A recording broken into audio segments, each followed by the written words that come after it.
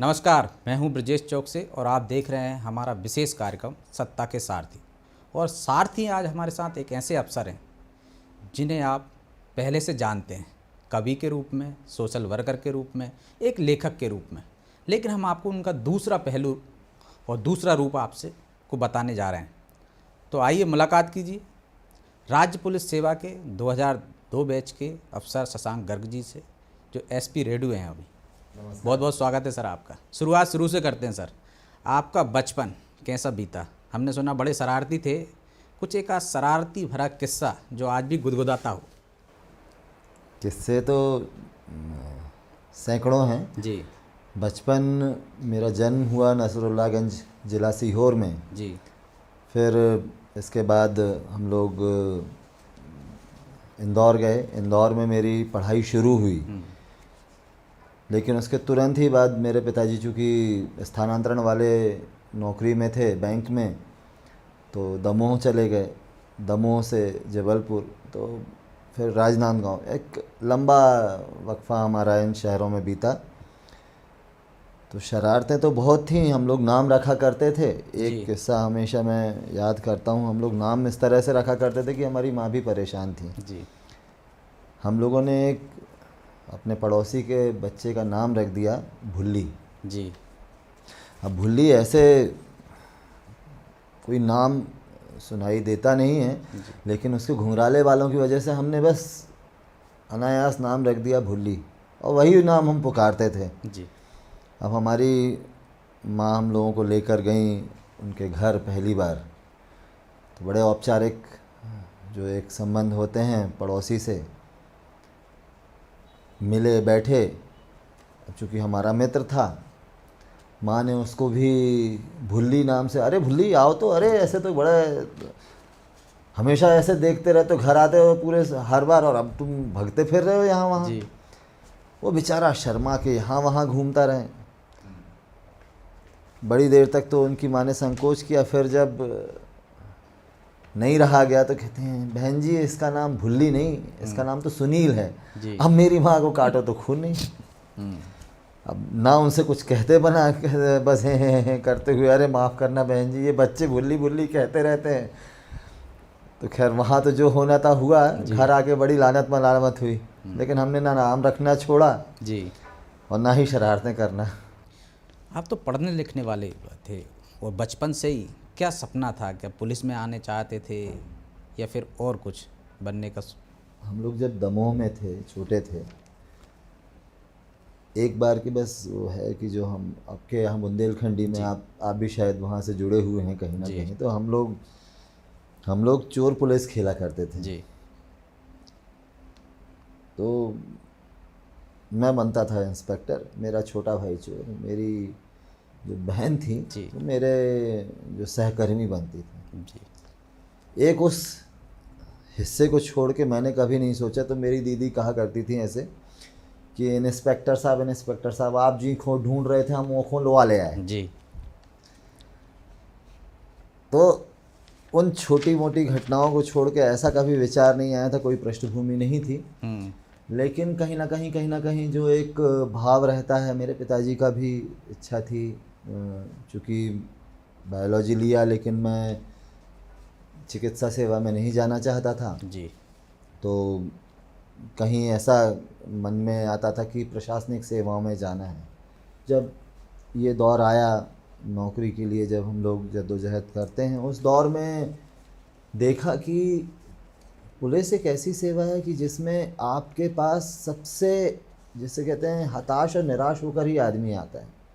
उस समय यदि आप उसकी धैर्यपूर्वक सुन ही लेते हैं जी तो उससे बड़ा मुझे नहीं लगता कि समाधान और किसी व्यक्ति को चाहिए। तो जिसको कहते हैं अपने एक अंतः चेतना में वो बात कहीं ना कहीं घर कर गई थी कि जो पुलिस सेवा है उसमें आकर हम लोग किसी एक जो सबसे कमज़ोर, सबसे पीड़ित जी व्यक्ति, जिसके पास और कोई विकल्प नहीं है, समाज, परिवार, मित्रों के अलावा, और अब उनसे निराश होकर जब वहाँ से सब तरह से टूटकर फिर हमारे पास आता है, जी तो कहीं ना कहीं वो महसूस हुआ। तो मैं अपना जो फर्स्ट प्रेफरेंस पीएससी की परीक्षा में मैं डीएसपी ही रखता था जी और ईश्वर की कृपा, माता पिता का आशीर्वाद और मित्रों की शुभकामनाएं थी कि सौभाग्य से मुझे राज्य पुलिस सेवा में आने का अवसर मिल गया। जी। तो चोर पुलिस खेलते खेलते असली पुलिस वाले बन गए। कह सकते हैं आप। आपने अपनी बहन का जिक्र किया है, जी तो बहन आपको पिटवाती भी थी, हमने बचपन में सुना हाँ है। बिल्कुल। वो तो और उनको बड़े विशेषाधिकार हासिल थे वहाँ। हमारे घर में एक सबसे अच्छी चीज़ थी कि जेंडर इक्वलिटी पे बड़ा जोर दिया गया था। हमारे पिताजी इस मामले में बहुत बहुत ही कहें तो बहुत जागरूक थे। जी हमें कभी भी ये नहीं महसूस हुआ कि हमें कोई भी पुरुष होने की वजह से, जी पुल्लिंग होने की वजह से हमें कोई विशेषाधिकार मिले या मेरी जो दीदी हैं उनको किसी भी तरह से किसी भी भेदभाव का सामना करना पड़े। जी ना केवल घर में बल्कि आपको मैं बताऊं मेरे रिश्तेदारी में और पढ़ाई के दौरान जी पिताजी ने साया से बना कर रखा था माहौल। उसमें माँ का भी फिर सहयोग मिला, लेकिन मैं पिताजी को विशेष तौर पे श्रेय दूंगा कि उन्होंने हम लोगों को ये जेंडर इक्वलिटी का पाठ वहाँ से पढ़ाया। कोई अच्छा किस्सा है जो विशेष अधिकार से रिलेटेड हो, कि उनको इस तरह के अधिकार थे जो उस दौर में खासकर लड़कियों को नहीं मिल पाते थे, लेकिन हमारी घर में हमारी बहन के पास थे? मैं आपको बताना चाहूँगा कि हम लोग दमोह में रहते थे। जी उस समय बहुत अनुकूल परिस्थितियाँ नहीं थीं कि लड़कियां कहीं आ जा सकें और बिना बताए जैसे कहते हैं या बिना कोई प्रतिबंध के। तो मेरी दीदी को शुरू से ये था कि उसने अपनी सहेलियां खुद चुनी, अपने मित्र उसने खुद चुने। हम लोग सरस्वती शिशु मंदिर में पढ़ते थे दोनों भाई बहन। तो वहाँ पे माहौल बहुत अलग किस्म का रहता है, भैया बहन कहते हैं। लेकिन उसके बावजूद भी ये बड़ा इतना उन्मुक्त माहौल नहीं होता कि आप किसी के भी घर चले जाओ। लेकिन मेरी दीदी बड़े सहज भाव से सबको घर बुला सकती थी, वो खुद घर जा सकती थी। एक बार तो ऐसा हुआ कि वो बिना बताए ही अपनी एक सहेली के घर चली गई। और फिर उस समय तो फ़ोन हुआ नहीं करते थे, ना ही कोई ऐसे संचार के साधन। तो ऐसी ढोलवल मची और इस तरह से हम लोगों ने दौड़ भाग की। मैं भी अपनी पिताजी के साथ परेशान होता हुआ मैंने पिताजी को देखा। तब घर घर जाके पूछना पड़ता है। घर घर जाके पूछा और मेरे पिताजी को मैंने पहली बार उनकी आंखों में आंसू देखे और पहली बार मैंने जाना कि उनके लिए बच्चे क्या हैं। तो जिस तरह से उन्होंने, जैसे कहते हैं ना, ज़मीन आसमान एक कर दिया, तो वो मुझे महसूस हुआ। तो एक वो इंसिडेंस था कि और हर कार्यक्रम में दीदी को शामिल होने की अनुमति, कभी ये नहीं हुआ कि उसे कभी ये अनुमति के अलावा और कुछ नहीं करना पड़ता था। हाँ ही होती थी किसी भी कार्यक्रम में शामिल होना, चाहे पहनावे को लेकर भी। हम लोग उसको ऋषि कपूर कहते थे, कभी कभी चिढ़ाते थे क्योंकि उसके पास हर रंग की स्वेटर हुआ करती थी। तो आपको ध्यान होगा ऋषि कपूर उस दौर में वो रंग बिरंगी अलग अलग स्वेटर पहना करते थे, पुलोवर पहना करते थे। तो दीदी के पास वो हुआ करते थे और यदि उसकी मैचिंग के यदि नहीं भी होते थे तो हम लोगों के स्वेटर पहन लिया करती थी। तो हम लोगों को बड़ा चिढ़ छूटती थी कि भाई तुम्हारे पास पहले ही इतने हैं, तुम हम लोगों के भी पहन लेती हो। तो खैर वो चुहल अपनी जगह, लेकिन ये उसको था कि, और हम लोगों के मन में भी, दोनों भाइयों के मन में ये भाव घर कर गया कि नहीं, हम लोग समान ही हैं, बल्कि कुछ मामलों में वो श्रेष्ठ हैं हमसे। उन्होंने सुना शिक्षकों से भी आप बदला लिया करते थे? शिक्षकों के प्रिय भी बहुत थे। आपको मैं इस तरह से बताऊँ, जब सरस्वती शिशु मंदिर में मैं कक्षा तृतीय में मध्य में मैं चला गया था राजनांदगांव। मैं वर्षों बाद, लगभग मैं 32 वर्ष का था, मैं वहाँ पहुँचा अपने स्कूल। तो जो मेरी पहली शिक्षिका थी मुन्नी आसाटी दीदी और जो पहली प्राचार्य थी, हमारी प्रधानाध्यापक थी कुसुम खरे दीदी। आप आश्चर्य करेंगे कि मैं गया, उनके चरण छुए और मैंने उनको कहा, दीदी पहचानिए। उन्होंने बिना, जैसे कहते हैं, बिना पलक झपके उन्होंने मुझे कहा, अरे शशांक भैया। इतने वर्षों बाद उन्होंने यदि मेरा नाम याद रखा, और कुसुम खरे दीदी ने भी तुरंत शशांक भैया और मेरे पिताजी का स्मरण करते हुए उन्होंने बोला, तो आप समझ सकते हैं कि शरारती होने के साथ यदि कोई बालक उनको प्रिय हो, जी। तो मुझे ये सौभाग्य मिला कि मैं शरारती होने के बावजूद, खूब मस्ती करने के बावजूद, मैं अपने शिक्षकों का बहुत प्रिय रहा। और जब तक मेरी शालेय शिक्षा हुई, जब तक मेरी कॉलेज की शिक्षा हुई, हर दौर में मैं शिक्षकों का प्रिय बना रहा। तो ये मेरा कह सकते हैं कि मुझे वरदान मिला कि कभी किसी ने उनका- कहा नहीं कितना शैतान बच्चा, लिखता भी है, कवि भी है, अच्छा अफसर भी बन गया? अ, जो आप जानते हैं, स्नेह अधिकतर नेत्रहीन होता है, ऐसा कहते हैं। तो प्रेमवश उनको तो अपने बच्चे सब अच्छे ही लगते हैं। उनकी निगाहों में, उनके दृष्टि में तो मैं अभी भी वो मुझसे बात करते हैं। मैं आपको बताऊंगा कि मेरे स्कूल और कॉलेज के मेरे शिक्षक मैं भूल जाऊं, लेकिन वो बिला नागा मुझे कॉल करते हैं, चाहे वो कुसुम खरे दीदी हों, चाहे मुनिया साटी दीदी हों, चाहे मॉडल हाई स्कूल जबलपुर के विंझे सर हों, चाहे रिछारिया सर हों, या मेरे साइंस कॉलेज में भंडारी मैडम हों, तो और या अपने जो एमएससी में हमारे जेडी शर्मा सर हों। तो ये हमारे जो शिक्षक रहे हैं जी। उनका इतना स्नेह मिला और उनका विश्वास था, बल्कि मैं तो कहूँगा कि मैं शायद उनके विश्वास पे उस सीमा तक खरे नहीं उतर पाया, क्योंकि वो मुझे मानते रहे थे कि ये हीरा है जी। लेकिन मैं उसका पासंग भी नहीं बन पाया। ये मैं बिल्कुल बिना किसी लाग लपेट के कहना चाहूँगा कि वो तो उनकी दृष्टि में तो मैं बहुत कुछ था, लेकिन बहुत कुछ तो नहीं, लेकिन कुछ उनके अपेक्षाओं पे खरा उतर पाया। ये लिखने का और कवि बनने का ये शौक कब जागृत हुआ? ये युवावस्था में या बचपन में? बचपन में ही कुछ चीज़ें लिखते रहते थे और कुछ हंसी मजाक में भी लिखा करते थे। जी। तो वो सारी चीज़ें करते कभी कभी कुछ चीज़ें जैसे आपके मित्रों को या किसी साथी को पसंद आ गई।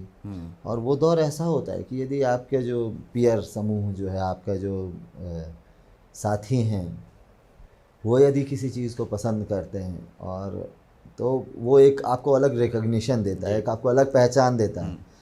तो वो जो एप्रिसिएशन है, जो प्रशंसा है, जो आपको लोग हाथों हाथ लेने लगते हैं, वो प्रेरित उससे प्रोत्साहन मिलता है कहीं ना कहीं। और फिर आपके मन में एक बीज होता। मेरे पिताजी भी रचनात्मक क्षेत्र से जुड़े हुए थे जी। मेरे बड़े पिताजी भी जुड़े हुए थे, तो कहीं ना कहीं कह सकते हैं कि वो बीज था। हमारे घर में पढ़ने लिखने का बड़ा माहौल था। मेरे घर में इतनी पुस्तकें होती थी और इतनी पत्रिकाएं आती थी।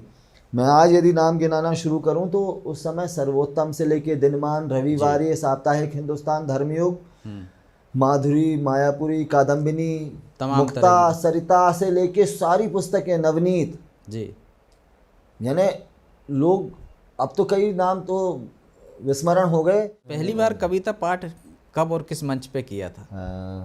कविता पाठ तो एक बड़े ही अनौपचारिक मंच पे किया था। जब स्कूल में पढ़ते थे तो एक अनौपचारिक मंच दोस्तों के बीच में किया जी। लेकिन जो विधिवत एक कविता पाठ कॉलेज के दिनों में किया था, सागर में ही एक हमारे कुलपति हुआ करते थे शिव कुमार जी श्रीवास्तव जी। तो उनकी अध्यक्षता में कवि सम्मेलन हुआ था। तो उसमें पहली बार कविता पाठ किया, औपचारिक। अनौपचारिक तो कई मंचों पर करते रहते थे, लेकिन औपचारिक कविता पाठ की वहाँ से शुरुआत हुई। एक दूसरा और आपकी लाइफ का महत्वपूर्ण पार्ट है सोशल वर्क जी। इसकी प्रेरणा कहाँ से मिली? दरअसल मेरे पिताजी को मैंने देखा था कि वो गंदी बस्तियों में जाकर पढ़ाया करते थे। जी। इसके अलावा भी वो जो सहायता करते थे ना, तो जो एक व्यक्ति का नैसर्गिक जो गुण होता है वो मेरे पिताजी ऐसे थे कि बैंक सेवा में थे। मैं आपको बताना चाहूँगा कि जो स्वीपर जी, जो चतुर्थ श्रेणी कर्मचारी से लेके जो वहाँ के जितने भी उनके सहकर्मी थे, उनके वेलफेयर को लेके, उनके घर परिवार को लेके बड़े चिंतित रहते थे। और कोशिश करते थे कि उनको जितनी मदद कर सकें करें। और इसके अलावा जैसा मैंने बताया, मलिन बस्तियों में भी जाकर वो पढ़ाया करते थे, और भी कई कार्य ऐसे करते थे, और ऐसा करते थे कि हाथों हाथ किसी को खबर, कानों कान किसी को खबर ना हो, एक हाथ से यदि दें तो दूसरे हाथ को पता ना चले। तो जुड़ाव शुरू से था, लेकिन कोशिश ये करता था कि किसी को मालूम ना हो जी। इसका प्रचार प्रसार ना हो। मुझे प्रचार शर्मिंदगी प्रसार से महसूस तो होती है। अच्छी बात है ना, लोग प्रेरित होते हैं अच्छा काम ये करने के लिए। एक बात बोलना चाहूँगा ब्रजेश जी, जो मुझे लगता है कि जैसे ही आपके मन में अहम भाव आया, जी तो सेवा का या सोशल सर्विस का जो मूल उद्देश्य है वो परास्त हो जाता है। जी। जिस दिन आपके अंदर कर्ता भाव आया, दाता भाव आया, तो मुझे लगता है इससे बुरा और कुछ नहीं हो सकता। मुझे ऐसा लगता है कि ये जो सेवा है वो ऐसी सुगंध है जो अपने आप फैलती है, जी। आपको प्रयास नहीं करना पड़ते। और मुझे हमेशा से ये मानना रहा है, मेरा अभी भी मानना है कि मैं जो कुछ भी करता हूँ अपने सुख के लिए। जी। हर व्यक्ति जो भी परिश्रम कर रहा है, जो भी कार्य कर रहा है, मतलब परमार्थ भी नहीं कहता है इसे, जो भी कार्य कर रहा है खुश होने के लिए कर रहा है, इससे मुझे संतुष्टि मिलती है, मुझे सुख मिलता है। अब यदि मुझे सुख मिलता है तो इसमें किसी को मैं क्या श्रेय लूँ इसका? जी। मैं अपने सुख के लिए, यदि मैं कोई, मान लीजिए मैं कोई खाना खा रहा हूँ, उसमें मुझे जैसी संतुष्टि मिल रही है, मैं कहीं घूम रहा हूँ जैसे मुझे संतुष्टि मिल रही है, मैं कुछ रचने की कोशिश कर रहा हूँ उससे जो मुझे संतुष्टि मिल रही है, ठीक वैसी ही संतुष्टि यदि मेरी वजह से या मेरे माध्यम से ईश्वर ने मुझे माध्यम बनाकर किसी की मुस्कुराहट का बायस बना दिया, मुझे उसका कारण तो मैं हो ही नहीं सकता, लेकिन माध्यम बना दिया यदि किसी की मुस्कुराहट का, तो ये मैं अपने लिए कर रहा हूँ जी। तो यदि मुझे खुशी हो रही है तो मैं क्या प्रचार करूँगा? ये तो बिल्कुल गूंगे के मुंह में गुड़ जैसी स्थिति है ये। तो मुझे ऐसा लगता है कि मैं अपनी खुशी के लिए करता था। कुछ ऐसे मजबूरी आन पड़ी है, द्वितीय जो कोरोना की लहर थी, कि मजबूरी में मुझे सामने आना पड़ा, बस इतना सा अंतर उसमें तो है। आप सामने आकर ही मदद कर सकते थे। तो वो मेरी मजबूरी थी, नहीं तो मैं या मेरे से जुड़े हुए लोग, मैं तो फिर भी मैं कहूँगा मैं तो उनका सहस्त्र या शतांश सहस्त्रांश भी नहीं हूँ, जो लोग बिना लाइमलाइट में आए हुए इतना कुछ कर रहे हैं कि मैं तो आपको कभी उनकी कहानियाँ, कभी पृथक से कभी हम लोग चर्चा करेंगे तो बताऊँगा कि जो खुद साधन विहीन हैं। मैं हमेशा उस त्रिपुरा की बच्ची को याद करता हूँ, वो झारखंड में बैठी हुई एक बच्ची को याद करता हूँ जो कह रही है कि हम कहीं आ जा नहीं सकते सर। वो मुझे मैसेज कर रही है सोशल मीडिया के माध्यम से कि सर हम कहीं आ जा नहीं सकते, हमारे और कोई साधन नहीं है, हमारा गांव पूरी तरह से कटा हुआ है, आप बताइए हम लोगों की कैसे मदद कर सकते हैं। उसके कार्य की तुलना में, उसके जज्बे की तुलना में तो मैं आपको कहूँगा कि मैं तो तिल भर भी नहीं हूँ। तो ऐसे लोगों के सामने तो मैं बहुत ही क्षुद्र हूँ, बहुत ही छोटा व्यक्ति हूँ। और मैं यदि कहूँ कि इसकी बात करना चाहिए, बल्कि कभी कोई बात करता तो मैं अजीब तरह से शर्मिंदा होकर, मैं पता नहीं, मेरी आंखें झुक ही जाती हैं। 3 दिन पहले एक वरिष्ठ साहित्यकार हैं, तो सभी लोगों के बीच में उन्होंने जब ये बोलना शुरू किया तो मुझे ऐसा लगता है ना मैं ज़मीन में गड़ जाऊं, मुझे ऐसा महसूस होने लगता है।